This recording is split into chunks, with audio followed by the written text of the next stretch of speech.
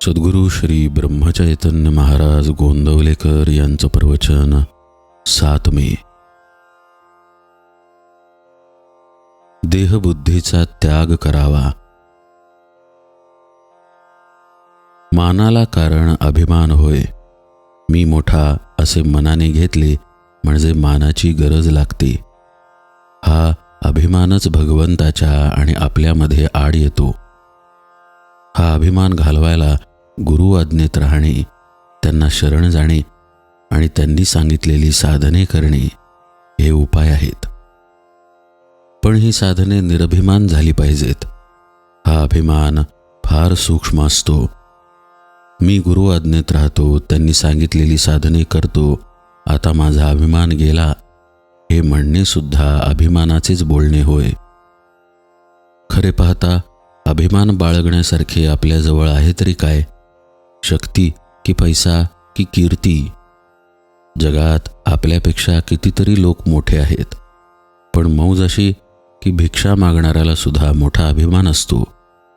मी अमक्याच्या इथे भिक्षेला गेलो होतो, त्याने मला हट म्हटले, तेव्हापासून त्याचा उंबरठा नाही चढलो मी, असे तो म्हणतो. तेव्हा हा अभिमान आणि अपमान ही काय चीज आहे याचा शोध आपण घ्यायला पाहिजे. याला अगदी मूळ कारण देहबुद्धी. ही देहबुद्धी नाहीशी झाली पाहिजे. एखाद्या झाडाला खत घालीत गेले तर ते मरेल कसे? मला लोकांनी बरे म्हणावे, मान द्यावा, शिव्या दिल्या तर वाईट वाटते, हे देहबुद्धीला खत घालण्यासारखे आहे. चांगले वाईट, मान अपमान सर्व देवाला अर्पण करावे. वस्तुतः कर्तेपणच त्याच्याकडे सोपवावे, म्हणजे त्या कृत्याचे परिणाम मनावर होऊ देऊ नयेत.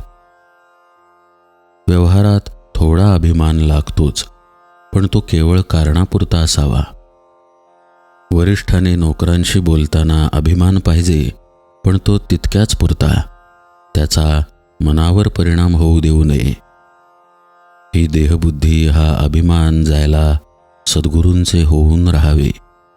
निदान बळजबरीने तरी मी त्याचा आहे असे म्हणावे. सद्गुरू तुम्हाला नकळत तुमचा अभिमान दूर करतील. परमार्थात संतांचेच ऐकण्यात महत्त्व आहे. तेथे आईबापांचे का ऐकू नये? तर ज्याचे मन त्याच्या ताब्यात आहे, ज्याचे मन स्थिर झाले आहे, किंवा ज्याचे मन नेहमी भगवंतापाशी आहे, अशाचेच ऐकण्यात विशेष आहे. आपल्या देहबुद्धीची तऱ्हा मोठी विलक्षण असते. सगुणोपासना आपल्या सवयीच्या आड येते म्हणून मनुष्य ती करत नाही. फारच सोपे म्हणून तो भगवंताचे नाम घेत नाही, आणि फुकट काय जेवायला घालायचे म्हणून तो अन्नदान करत नाही. असा मनुष्य फुकटच जायचा. देहबुद्धीला ताळ्यावर आणण्यासाठी संतांच्या ग्रंथांच्या वाचनाची गरज आहे. पहाट झाली की थोडा उजेड, थोडा अंधार असतो, त्याप्रमाणे सध्या आपली स्थिती आहे. देहबुद्धीच्या अंधारात भगवंताच्या स्मरणाचा किंचित उजेड आहे. हा देहबुद्धीचा अंधार जाऊन पूर्ण प्रकाश दिसायला भगवंताच्या अनुसंधानासारखा दुसरा कोणता उपाय असणार? मीपणाची आणि अभिमानाची पूर्णाहुती देणे हाच खरा यज्ञ होय. जानकी जीवन स्मरण जय जय राम.